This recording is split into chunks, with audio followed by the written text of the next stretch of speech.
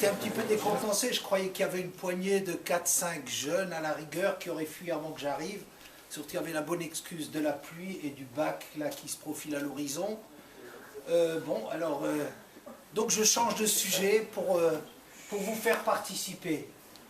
Je voudrais vous faire un petit peu réfléchir sur un problème qu'on peut prendre ici par la bande, qui n'est pas le problème central du tout de Korach, qui est une histoire extrêmement compliquée sur laquelle il y a des choses qui sont formidables à dire, mais c'est un petit peu trop particulier. Quand on présente Korach, c'est la paracha de la semaine, c'est l'opposant de Moshe, on dit la chose suivante: Vaikar Korach ben Issar ben Kahat ben Levi Vedatan Vaviram ben Eliav Ve'on ben Pelet ben Reuven. On décrit le camp des opposants à Moshe Rabbeinu. Alors ici, il faut de façon générale savoir où est-ce qu'on se place dans l'histoire. On est dans le Sefer Bamidbar. Le Sefer de Bamidbar est un livre extrêmement intéressant, comme tous certainement, mais en ce qu'il est, il donne la place de chacun. Il met chaque camp à sa place, chaque fonction est déterminée, et il y a des limites à chaque rôle. Alors vous imaginez que ça crée des jalousies, des tensions, parce que si quelqu'un n'est pas persuadé ou ne ressent pas qu'il est plein du rôle qu'il a à jouer, il va plutôt regarder que l'herbe elle soit plus verte chez le voisin. Donc c'est un livre en même temps qui est capital dans ce qu'il distribue les fonctions, pas seulement les fonctions dans le camp, même quand on construit le Mishkan, c'est-à-dire le sanctuaire dans le désert, on dit Keresh chez Zaha Betzafon, Mekomo Batzafon. Même une poutre qui avait sa place du côté nord, elle est répertoriée pour qu'on... C'est là sa place. Alors, c'est quelque chose de formidable. De donner à chacun, que chacun puisse trouver sa place, c'est quelque chose de formidable parce qu'on est à la recherche, on est surtout actuellement, mais enfin ça a souvent été le cas dans l'histoire, on est en train d'essayer de trouver qui je suis, où je suis, qu'est-ce que j'ai à faire dans la vie. On serait tellement aidé si on pouvait nous indiquer un petit peu, s'il nous était un peu indiqué, où est-ce qu'il faut se diriger. Eh bien, le Sefer Bamidbar, c'est ce qu'il se propose de faire. Seulement, il y a un prix à payer qui est très très lourd. C'est que c'est bien que tu m'indiques ma place, à condition que je m'éclate là où je suis. Que je sois content avec moi-même, d'occuper et de sentir que mon rôle à moi, c'est une place extraordinaire.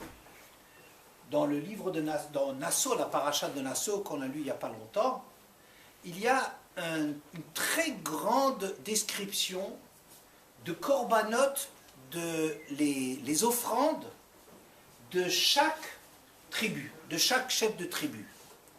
C'est quelque chose de très très long parce que c'est 6 psukim qui sont répétés systématiquement sur chacune des 12 tribus. Pourquoi on a besoin de commencer le premier jour, Narshon ben Aminadav de la tribu de Juda a offert telle et telle offrande et son sacrifice c'était telle et telle chose. Le deuxième jour, Netanel ben Tsoa, on remet la même chose, 6 versets. Le troisième jour, c'est la tribu de Zevouloun, etc., 12 fois. Qu'est-ce qu'on a besoin? Il suffisait de le dire une fois et de dire le deuxième jour, c'est celui-là qui va offrir la même chose qu'on a déjà vu. Le troisième jour, c'est celui-là qui va offrir ce qu'on a déjà vu. Mais en vérité, là-bas, je crois qu'il y a un enseignement absolument extraordinaire. Que toutes les offrandes étaient identiques. Le Netanel ben Tsoar de la tribu d'Issachar a donné le conseil de donner des offrandes pour l'inauguration du sanctuaire. Mais la composition des offrandes, c'est chaque tribu qui de son côté a apporté l'offrande. Et ce qui est fantastique, c'est que chaque offrande de chaque tribu correspond à ce que l'autre tribu a apporté.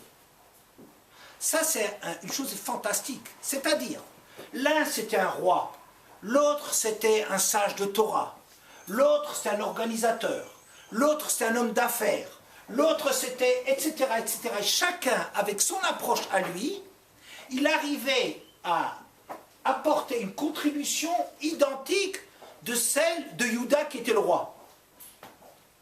Ça, c'est un chidouche formidable, ça c'est une nouveauté absolument extraordinaire de découvrir qu'en vérité, chacun, d'après sa façon d'être, s'il occupe la place qui correspond à son être profond, eh bien, il a une place qui est équivalente à celle de l'archon ben Yehuda de la tribu de Yehuda, le roi. Ça veut dire, nous, on a tellement l'habitude de fonctionner avec une espèce une hiérarchie. Vous voyez, il y a les bons, le roi. Ce qui est bien, c'est d'être un homme, parce que ça, c'est les gens qui sont sur le devant de la scène. Ce qui est bien, c'est d'être, etc. On a comme ça une espèce de classement, un préjugé, qu'il y a des places qui sont enviables, et c'est toujours les places qui sont sur le devant de la scène, et des places négligeables qui sont derrière. Derrière. On n'en parle pas, c'est pas important. C'est une stupidité monstrueuse et une erreur totale. Parce que les places de derrière, c'est ce qui contribue à construire avec tout le monde un ensemble. Le problème, c'est pas de faire tout à soi tout seul. C'est d'arriver à construire en prenant les forces de tout le monde, les capacités de chacun, et que chacun arrive à s'exprimer dans ce qu'on lui demande de faire. Et alors on verra à ce moment-là que chacun peut s'éclater à fond. Chacun a une contribution qui est aussi importante que celle de Yehuda qui est le roi, ou que Issachar qui est le Talmid Chacham. Ça, c'est un chidouche tellement extraordinaire, une nouveauté tellement fantastique qu'on ne peut pas se contenter dans la Torah de nous dire, voilà, le premier jour, c'était Nachshon ben Aminadav, le maté Yehuda, celui de la tribu de Yehuda, il a apporté une offrande, voilà son offrande. Le deuxième jour, ça a été un tel, le troisième... Ah non, c'est tellement extraordinaire que le deuxième, qui n'a rien à faire avec le premier, de son côté, il ressent les choses, avec sa façon à lui de voir les choses, et son offrande va être son offrande à lui personnelle, et correspondre à celle du premier, qu'on ne peut pas faire l'économie de parler de son offrande, parce que son offrande, c'est quelque chose d'extraordinaire, c'est un chidouche. C'est une nouveauté que dire, lui, le Talmid Chacham, il est comme le commerçant, le troisième, Zevouloun, c'est des commerçants. Et c'est des gens qui s'éclatent dans le commerce. C'est des hommes d'affaires. Alors on va dire, ouais, homme d'affaires, c'est moins important, l'important.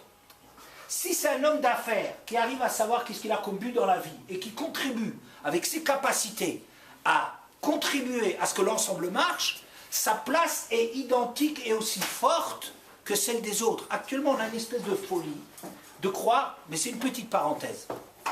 Quand on est en train de dire espèce de parité, on a une espèce de, un claps comme ça, une espèce d'idée un peu idiote, parité, il faut de la parité dans tout. Qu'est-ce que ça veut dire? Si tu me dis par exemple, il faut que les femmes aient le même nombre de conseillers, ou de ministres, ou de sénateurs, ou de députés, ou de je ne sais pas trop quoi que les hommes. En vérité, on croit élever les femmes avec ça, et on les rabaisse. Pourquoi? Parce qu'on est en train de leur dire, vous êtes valables quand vous faites la même chose que les hommes. C'est complètement idiot. Une femme, l'essentiel, c'est qu'elle s'éclate et qu'elle arrive à s'exprimer dans les choses qu'elle fait. Alors évidemment, à notre époque, une femme se sent moins importante parce qu'elle fait la popote ou parce qu'elle s'occupe des gosses et tout ça. Mais en vérité, si une femme, elle sent l'importance de ce qu'elle a à faire, elle a un rôle qui est aussi fondamental, mais totalement aussi fondamental, tout dépend d'elle. Donc sa part à elle, c'est dans sa fonction à elle, avec ses capacités, ses troulottes, ses dispositions, elle arrive à les faire, c'est ça qui est l'essentiel. Ça, c'est une introduction un peu à ce livre de Bamidbar, qui est un livre en même temps très étonnant, parce qu'il classe beaucoup les choses, essaie de trouver la place, les explorateurs qui veulent aller en Israël, quelle est la place, le désert, Israël, tout ça, quelle est la place dans le camp, quelle est la place les uns par rapport aux autres, les fonctions et tout. C'est un livre qui classe beaucoup les choses et dans lequel il y a des très très grandes tensions, parce que c'est le problème de nous tous, savoir, trouve ta place, trouve ta place. Maintenant, je vais commencer un peu à utiliser la parashat, un Rashi dans la parashat Korach. Au début de la parashat, donc, on nous présente Korach, le personnage, le grand opposant à Moshe Rabbeinu. Et lui, il s'appelle Korach ben Itzar, ben Kehat, ben Lévi. Korach, le fils de Itzar, fils de Kehat, fils de Lévi. Rashi dit, Velo Iskir ben Yaakov. On ne dit pas ici qu'il est on aurait pu remonter jusqu'à Yaakov, puisque déjà tant qu'on y est que son arrière-grand-père, c'est Lévi, on aurait pu avoir une génération en plus, aller jusqu'à Yaakov. Pourquoi pas?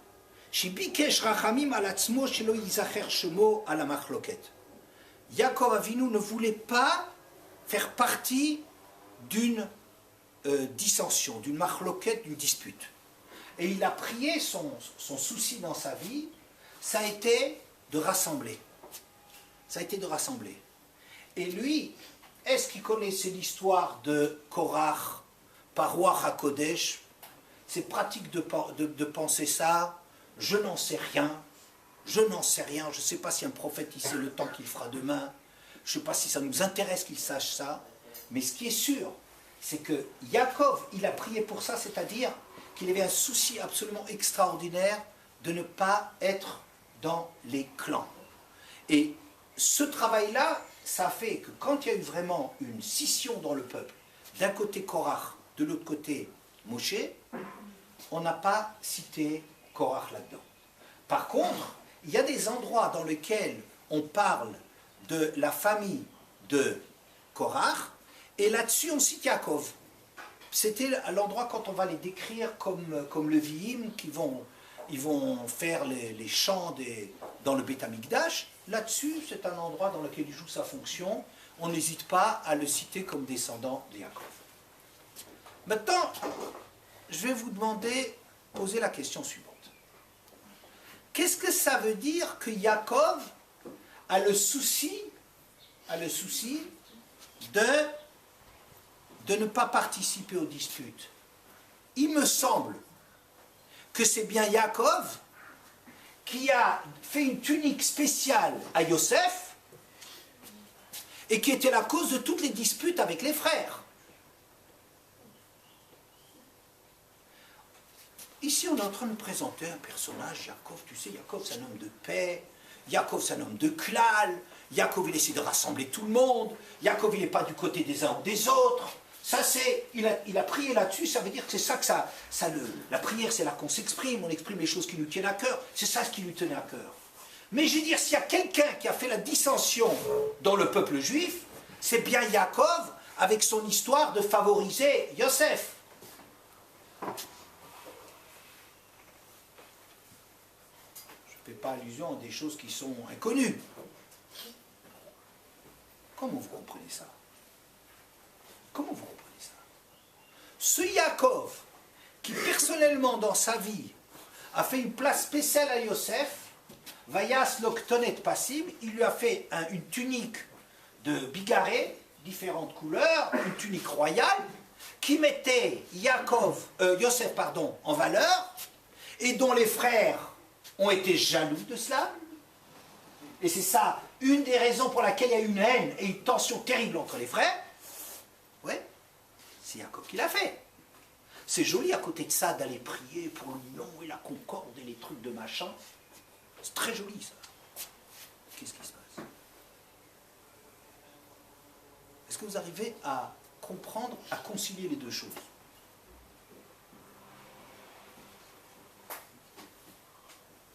Est-ce que vous arrivez à les concilier? Est-ce que c'est possible que le même personnage qui est obsédé par le shalom, par le klal Israël, par l'entente entre les frères, est-ce que vous arrivez à entendre cet homme obsédé par le shalom, c'est lui qui a été la cause, il a mis le feu aux poudres dans l'histoire de Yosef?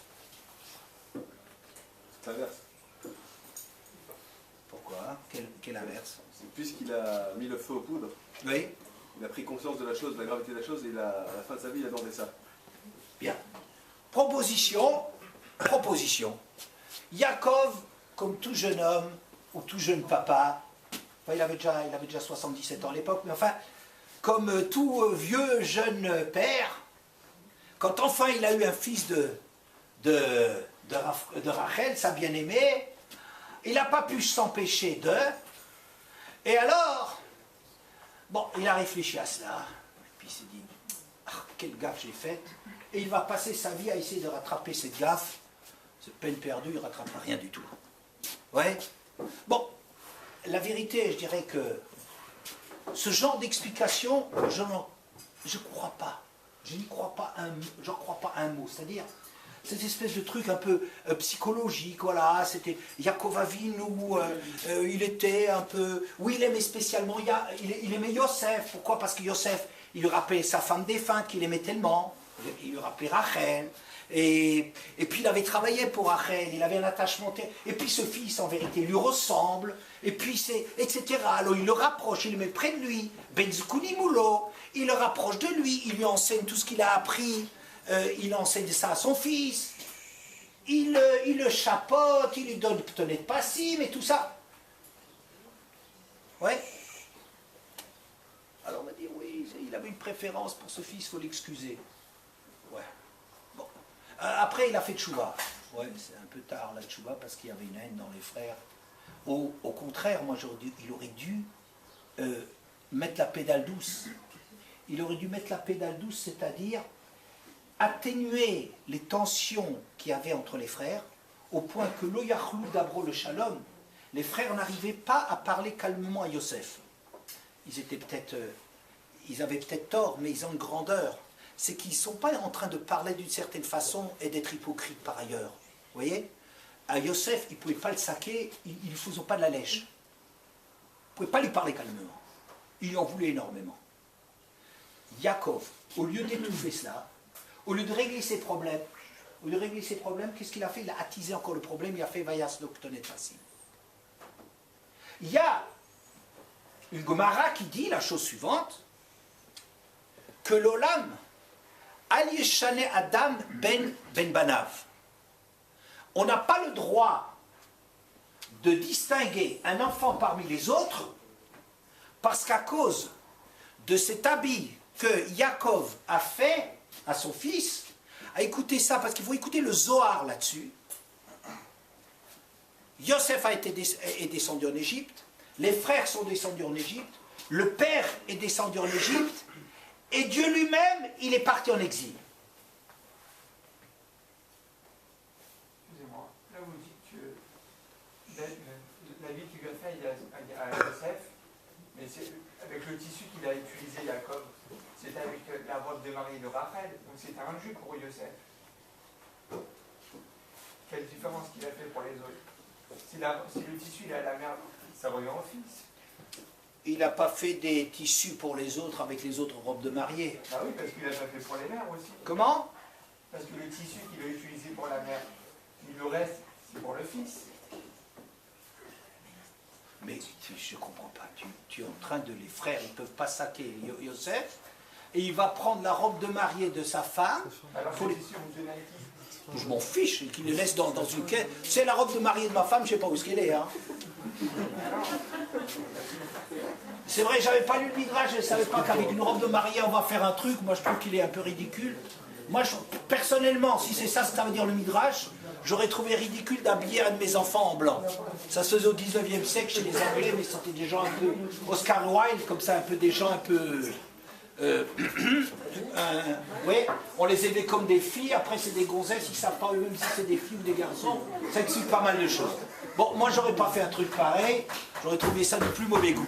Quoi qu'il en soit, il avait d'autres robes de mariée, il pouvait faire d'autres habits de compensation. Je vous pose la question. La Gemara, elle nous dit, et le Zohar, il va dans le même sens, que parce que tu as fait une différence entre Yosef, allez écoutez ce que le Zohar il dit quelque chose d'incroyable. Yosef est descendu en Égypte à cause de ça, on l'a vendu. Les frères à la suite sont descendus en Égypte. Le père est descendu en Égypte, et même à Kadosh Baruch Hu, même Dieu, il a été exilé. Vous savez ce que ça veut dire cette histoire-là? Qu'est-ce que ça veut dire?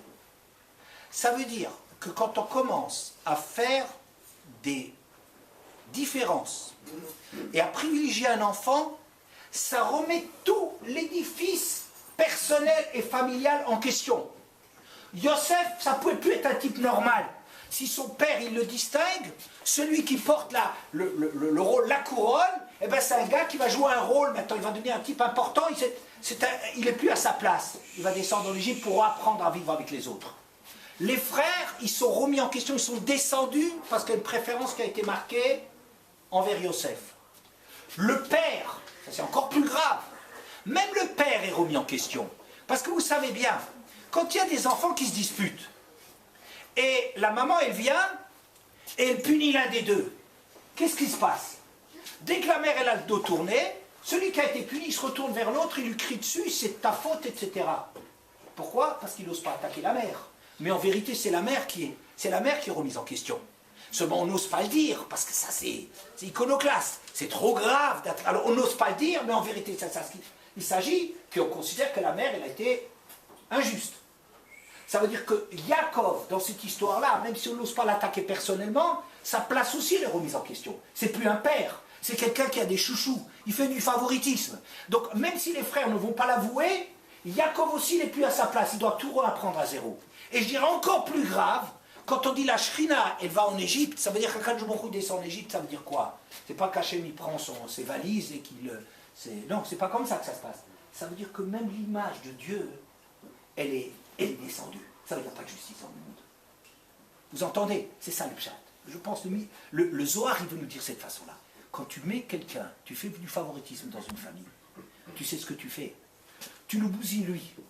Tu bousilles les victimes, tu bousilles les parents, et même Hachem, il n'y a pas de justice dans le monde. Parce que c'est quelque chose de tellement profond. J'ai une fois entendu une sœur qui s'exprimait.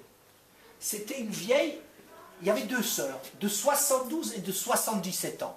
Je ne sais pas laquelle parlait à la radio, si c'était de 72 ou 77 ans. Elle disait, mes parents ont toujours préféré ma sœur.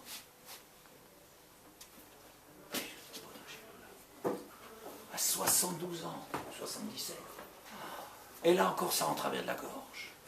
Elle a vécu toute sa vie sans arriver à surmonter la préférence pour la sœur.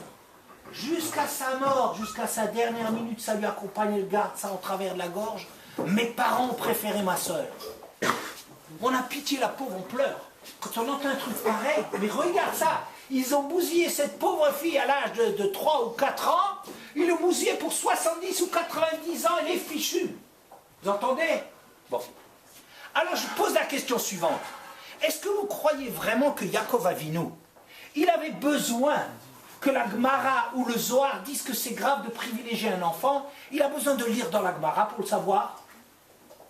Moi je dis c'est pas du tout vrai. C'est faux. N'importe quel parent un peu conscient, il sait très bien qu'il faut faire attention. Maintenant, il arrive à faire attention, il n'arrive pas à faire attention. Parfois, il a des moments où les choses, elles ressortent. On n'arrive pas toujours à se dominer. Mais on n'a quand même pas besoin que Yaakov Avinu, c'est le dernier homme sur la planète, à savoir qu'il ne doit pas faire des chouchous. C'est quand même pas le dernier à savoir un truc pareil. Il n'a pas besoin de dire Laurence Pernou, les premières leçons, je ne sais pas, j'ai jamais lu, jamais ouvert. Tout se joue avant 18 mois, ou 4 ans, ou 6 ans, j'en sais rien. Tout se joue avant, vous savez. Alors c'est un livre qui vous dit que tout ce qui se passe dans le bas âge, c'est les futures tensions et les problèmes de la vie se jouent à ce moment-là. Bon. Est-ce que vous croyez qu'on a vraiment besoin d'un bouquin pareil pour nous dire sur ce point-là qu'il faut faire attention que les parents ne doivent pas marquer des privilèges? Et vous croyez vraiment que Yaakov, c'est le seul imbécile, chas v'shalom, de la planète, à ne pas savoir qu'il ne doit pas privilégier un enfant? À qui on raconte ces histoires-là? À qui on raconte ces enfants? C'est des enfantillages, c'est des bêtises, ce truc-là. Ça n'a pas de sens. Vous entendez la question? Non, très vrai? Hein? Je vais vous dire. En vérité, dans l'éducation, il y a deux choses qui sont essentielles. Taisez-vous là, c'est bon là. Un peu de respect là.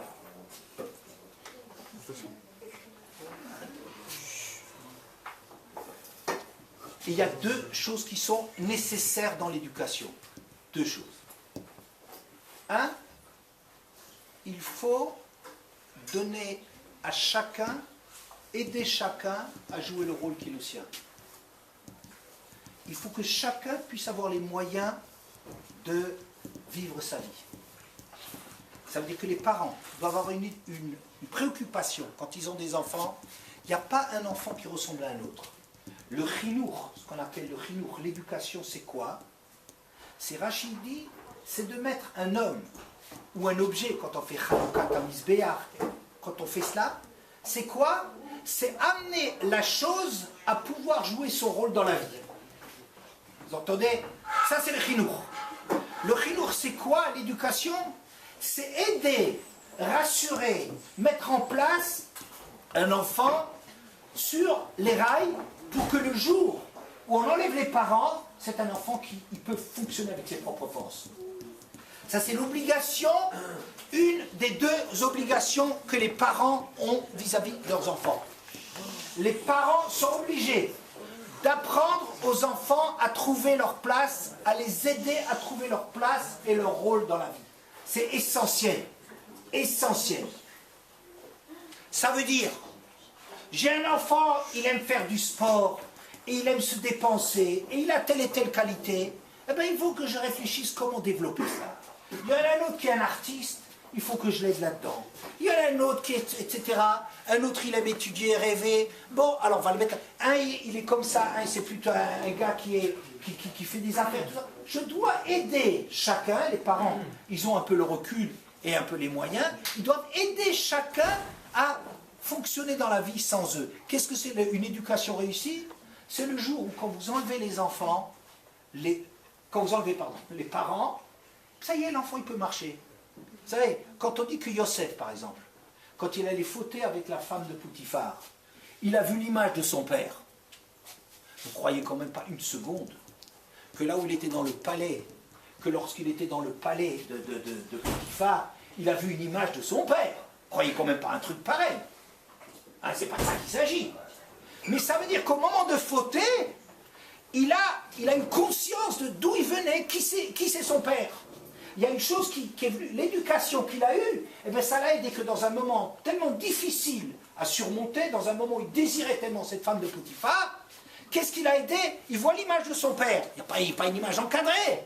Ça veut dire que toute l'éducation que le père il a fait pour que ça soit un bon garçon, cette éducation elle est remontée à ce moment-là et il a aidé à traverser son... Ça c'est l'éducation. Ça s'appelle du chinour. D'accord? Ça c'est un premier impératif que tous les parents doivent avoir, de se préoccuper, d'aider leur enfant à voler de ses propres ailes. Il y a une deuxième chose, c'est que les parents doivent avoir une préoccupation que l'enfant sente et sache qu'il n'est pas seul au monde. Il fait partie d'eux. Il fait partie d'une famille. Il fait partie d'une histoire. Il fait partie d'un peuple. Il fait partie d'une civilisation, etc. Il faut donner à chacun le sens qu'il participe à quelque chose, que ce n'est pas le bout du monde à lui tout seul. Ça veut dire enlever cette idée, c'est moi, et les choses c'est moi, et ça passe par moi. Ça, c'est une chose qu'il faut absolument, absolument travailler, de donner la conscience aux enfants, vous faites partie d'une famille. Il y a des valeurs communes. On va quelque part. On fait quelque chose dans une même direction. On n'est pas seul au monde. Vous voyez? La menorah. Bon, je ne vais pas compliquer les choses. Alors, ces deux impératifs sont tous les deux indispensables. C'est-à-dire, d'une part, donner les clés de la réussite dans la vie de chacun. Deuxièmement, se préoccuper que tous ensemble, ils ont conscience d'être un ensemble, qui a une mission commune, qu'on va quelque part, qu'on ne fait pas le sens de l'histoire ou le rôle de l'histoire soit tout seul. Enlever cette espèce de folie que l'homme, il s'imagine, il est Dieu. Il est à lui tout seul et que lui. Ça, il faut enlever cette chose-là. C'est important que chacun se sente important, mais il est indispensable à dire qu'est-ce que ça veut dire important. Ça veut dire que tu t'inscris dans un cadre général. Oui? Maintenant, imaginons cette famille dans laquelle un gosse, il s'exprime dans le sport. Un autre, il aime la musique. Il y a un problème. Et le troisième, il aime les livres. C'est que un abonnement à la milice, ça coûte pas cher. Encore moins si vous venez de Villeurbanne, vous arrivez pendant très très longtemps à obtenir d'être inscrits à la milice. Je crois qu'ils ont tellement de problèmes pour justifier leur existence qu'ils donnent gratuit à peu près tout. Vous pouvez obtenir. Moi, mes enfants étaient inscrits jusqu'à un âge canonique dedans à la milice, et toujours ils trouvaient des raisons de ne pas me faire payer. Moi, ça a commencé il y a 2 ans. Bon. Alors, mais les enfants, ils ont déjà 30 ans. Alors, ça coûte rien. Ça coûte rien. Un équipement de foot, ça coûte déjà plus cher. Mais imaginez un piano à queue, ça, c'est un sacré prix. Donc quoi? Il y a ici un gros problème. C'est qu'on est dans chacun à développer ses qualités. Oui. En étant ça, il y a des injustices qui vont se créer. C'est-à-dire, ça va créer peut-être pas des injustices tout de suite, mais ça va créer des déséquilibres. Ça veut dire que là, on lui paye un équipement qui coûte 200 €, mais l'autre, ça coûte 2000 €. Et le troisième, c'est 20 €. Oui. Alors, le problème, c'est qu'il y a une opposition, il y a une contradiction, une difficulté de tenir que d'un côté, il faut qu'on développe certaines choses, et de l'autre côté, en développant, en se souciant de développer, tu es en train de créer une tension. Tu es en train de créer une tension parce que tout le problème dépend comment est-ce que les choses sont ressenties par les autres. Il peut y avoir des enfants qui sont raisonnables, qui ne demandent rien, mais il faut faire très attention. C'est peut-être des os qui dorment, mais que ça peut les travailler. Mais l'autre, il a reçu un truc incroyable. On lui a payé un voyage. On lui a payé telle et telle sortie. On lui a fait telle chose pour lui et pas pour moi. Alors, c'est un problème très délicat parce qu'on ne le voit pas toujours. Et il y a des choses qui travaillent. Et il y a des choses qui nous rongent. Et il y a des choses sur lesquelles ça peut créer des déséquilibres dans la personne très très difficiles dont on paye le prix après. Donc, plus on est en train d'appuyer dans le sens d'un enfant, ce souci d'un enfant qui exige, par exemple, beaucoup de soins, plus il faut être attentif à compenser et à bien montrer le fait que les autres, ils ont tout autant droit à notre affection. Ça veut dire que celui qui va à la bibliothèque, peut-être, ça ne coûte pas beaucoup d'argent, mais il faudra faire, je ne sais pas, lui payer des voyages en compensation quelque part, enfin avoir un souci de rééquilibrer pour qu'il ne puisse pas avoir cette mauvaise pensée, se dire, finalement, si à l'autre ils lui ont payé un piano, c'est parce qu'ils le préféraient. Vous comprenez? Maintenant, on revient à Yosef. Yaakov Avinu, quand il a privilégié Yosef, oui, c'est pas sur la base de ce qu'il le préférait. C'est pas ça. C'est pas ça. C'est que Yosef, c'est le roi. Pourquoi Yaakov a habillé Yosef? Il lui a fait un habit spécial. Oui. Pourquoi? Parce qu'en vérité, Yosef, c'est un roi. Vous le voyez bien par la suite. Regardez, c'est lui qui a tout dirigé. C'est un homme qui avait des qualités, on ne le voit pas tellement quand il avait 17 ans, mais c'est un homme qui savait gérer toutes les choses. Il a géré l'Égypte. C'est un organisateur fou. C'est quelqu'un qui arrive à tout diriger. C'est un homme qui est un roi. Et c'est pour ça d'ailleurs que Yosef, il avait quelque chose d'un petit peu bizarre. Il soignait toujours sa présence. Toujours qu'il soignait ses cheveux, il se faisait les yeux, il mangeait bien. On a l'impression que Yosef, c'est une espèce de gamin sous-développé, qui fait des abdos, et qui fait comme ça les poids haltères à l'âge de 14 ans, je ne sais pas jusqu'à quel âge on s'amuse à ça, où il fait des pompes et des trucs de ce genre-là. Un gosse qui a mal poussé, on a l'impression, quand on lit l'histoire de Yosef, Verou Nahar, c'est un gamin qui a mal poussé, qui a encore des problèmes à 17 ans, alors que c'est Yosef qu'on appelle Yosef Hatzadik. On a l'impression qu'il n'a même pas encore résolu un problème des abdos d'un gosse de 14 ans. Ouais. Mais c'est pas de là que ça vient. C'est que Yosef, c'est quelqu'un qui a le soin de son apparence, parce que c'est vraiment inscrit en lui que Yosef est quelqu'un qui a l'importance, comme un roi. Le roi doit soigner son apparence, c'est une halakha. C'est une halakha qu'un roi, on n'a pas le droit, par exemple, d'aller voir le roi quand il n'est pas dans ses costumes d'apparat. Et un roi, il a du kavod à montrer au rôle qu'il est en train de jouer. Et ça, Yaakov, il a vu que Yosef, il était ce type d'homme. il a vu que c'était le plus grand des frères, dans ce sens il était un organisateur et quelqu'un de spécial. Donc Yaakov, quand il est en train de le donner, c'est pas parce il a un chouchou. Sauf que le problème est le suivant. Le problème est le suivant. Que les frères, ils ne l'entendent pas de cette oreille. Les frères, ils ne l'entendent pas comme ça. Quand on voit que Yosef en privilège, ils vont faire la liste de tout ce que Yosef il a le plus que les autres. C'est le fils de Rachel qui a toujours été aimé. Dès que Yosef est né, Yaakov il voulait déjà, ça y est, il a dit, ça c'est fini chez Lavan, je repars chez moi. C'est un enfant d'une beauté absolument extraordinaire. Il était d'une intelligence totale, etc., etc. Ils font la liste de tout ce que Yosef a le plus que les autres. Donc il y a ici une contradiction dans le fait que d'un côté, il faut permettre à Yosef de jouer le rôle qu'il est, c'est-à-dire c'est un roi, et en même temps, les frères qui n'ont pas cette conscience vont extrêmement mal vivre les choses et ils vont être jaloux de Yosef parce qu'ils ne voient pas ces dimensions de Yosef. Vous voyez? C'est ça le problème. Vous me direz alors pourquoi Yaakov l'a fait? Il savait qu'il ne fallait pas déséquilibrer. Vous voyez? Je vais vous donner la clé, mais en 2 mots, parce que je ne veux pas... On m'a limité dans le temps, alors je vais vous limiter moi-même. Hein. Alors, pourquoi? Pourquoi est-ce Yaakov l'a quand même fait? Parce que les frères, si vous enlevez Yosef, c'est de la mafia. Vous savez, c'est le copinage. On est tous des frères, on s'aime tous. Il n'y a rien qui est créé. Il n'y a pas une dimension là-dedans. Il n'y a pas de dimension là-dedans. C'est-à-dire qu'ils sont tous des types formidables. C'est tous des tzadikim, mais ils sont tous sur la même longueur d'onde. Ça ronronne.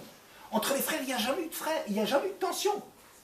Yissachar ne s'est jamais disputé avec Zvouloun et Dan, il ne s'est jamais disputé avec Naphtali. Gad, il ne s'est jamais disputé avec Yehuda. Il y a pourquoi? Parce que chez eux, ça tourne bien. Pour arriver à faire un klal Israël, c'est-à-dire à faire quelque chose qui s'appelle d'une autre dimension, il faut introduire, il faut qu'il y ait un élément, un empêcheur de ronronner. Il faut prendre quelqu'un qui empêche que les choses elles soient tellement sympathiques et faciles et tout. Sinon, vous avez simplement du copinage. Vous comprenez? Donc, il est nécessaire, pour faire un klal Israël, de mettre en danger, de faire cette folie qu'il a fait Yaakov, cette folie de mettre Yosef en danger. C'est pour cela que Yaakov, il a demandé à Yosef, est-ce que tu acceptes d'aller là-dedans? C'est dangereux et tout ça. Yosef est parti. Regardez voir ça. Quand Yaakov envoie Yosef, pourquoi il a envoyé Yosef chez les frères? Hein? Pourquoi? Pour demander de leurs nouvelles. Va voir l'Ech Re'eno et Shlom Achecha. Regarde voir la santé des frères. Dites-moi, est-ce qu'il faut plus se préoccuper de 10 gaillards qui sont plus âgés que Yosef et qui sont ensemble, ou de Yosef que je vais envoyer tout seul pour demander de leurs nouvelles? Quelque chose qui ne marche pas maintenant. Quand tu veux savoir s'ils vont bien, je ne comprends pas. Tu exposes un fils pour savoir si chez eux ça va bien. Chez eux ça va sûrement bien, mieux que chez Yosef tout seul. S'il y a des risques, là-bas, mais il dit comme ça, Re'ena shlom achecha, regarde la paix. Ça veut dire, il faut que ça vive tout ça ensemble. Hine ro'im bishrem, ils sont bergers à Shrem, ils sont ro'é. Qu'est-ce que ça veut dire, Réa? Ça veut dire quoi? Réacha, vafta le réacha kamocha. Ils sont amis à Shrem. Les frères, ils sont capables seulement d'être soudés à Shrem. Shrem, c'est là où leur sœur s'est fait violer. Ah, là, il y a une union sacrée. Ah, quand Dina s'est fait sauver et s'est fait violer, ah là, l'union sacrée, tout le monde est allé. Mais ils ne sont pas capables de faire une chose plus grande que cela, d'être en shalom avec Yosef. Et c'est ça la préoccupation de Yaakov. Yaakov, en vérité, n'aurait jamais fait des choses pour mettre Yosef en danger. Mais Yaakov, il a un rôle très spécial, c'est celui qui va créer le clan Israël. Il est obligé de passer à la vitesse supérieure. Bon, je ne vais pas rentrer, je ne veux pas faire un cours sur Yaakov et Yosef, sur les frères. C'est ce qu'on m'a dit, hein, 3/4 d'heure, 35 ans. Alors je termine juste là-dessus. Je termine là-dessus en disant la chose suivante. En vérité, Quand Yaakov, on dit tout son problème c'est le shalom, qu'il ne veut pas être mentionné comme partie prenante, et qu'il a prié toute sa vie, même en sachant par les informations du roi HaKodesh ou des choses de ce genre-là, en sachant ou en pressentant que dans les frères, il risquait d'y avoir des tensions, et qu'il a prié qu'il ne voulait pas être un homme de la dissension, de la machloquette. En vérité, ça correspond exactement au personnage de Yaakov. C'est exactement Yaakov, c'est sa préoccupation à lui de construire un ensemble. Seulement, pour construire cet ensemble, il voulait que cet ensemble, ça soit un ensemble qui soit grand. Il y a d'ailleurs un Shla Kadosh extraordinaire. Quand les frères ils se présentent, il dit on est tous les frères, 12 fils d'un même homme, Nachnu. On est tous les fils, nous sommes les fils d'un même homme. Après il dit Shne Masar Achim Anachnu. Quand ils se définissent par rapport à leur père, une référence commune, Nachnu, on est un groupe, pas plus que ça. Mais quand ils sont 12 frères, Anachnu, ils sont d'une dimension tout à fait plus grande. Et c'est ça la préoccupation de Yaakov. Yaakov Avinu en vérité n'a qu'une seule préoccupation, c'est de mettre sur pied le clan Israël. Mais pour mettre le clan Israël à une grande dimension, il est obligé de mettre les choses à leur place et de laisser à chacun sa place. Ce qui est un risque absolument terrible. Et c'est pour ça que Yaakov ne sera jamais consolé de la disparition de Yosef. Pourquoi il n'est pas consolé? Ça y est, on oublie. Mais non, mais parce que c'est l'échec de sa vie. Ça, c'est pas un enfant chéri qui a disparu. C'est pas ça. C'est un enfant Hamet Nitvakar, Nishtaker Minalev. Un mort. On finit d'oublier les morts. Même quelqu'un de proche, on finit par l'oublier. Mais pourquoi ici il n'a pas oublié? Il n'a pas oublié parce que c'était l'échec de sa vie. Toute la mission de sa vie, il sent qu'il l'a loupé. Il a loupé quand il a cru que Yosef était mort. Il dit voilà, c'est fini. J'ai complètement raté ma mission qui était de créer un clan Israël. Donc c'est pour cela qu'il n'y a aucune contradiction à dire que Yaakov, pour le bien du clan, il doit appuyer sur la participation de chacun, sur la place de chacun et l'expression de chacun, et en même temps avoir un souci que le clan Israël fonctionne. Mais c'est tout la même chose, il y a une cohérence dans tout le personnage.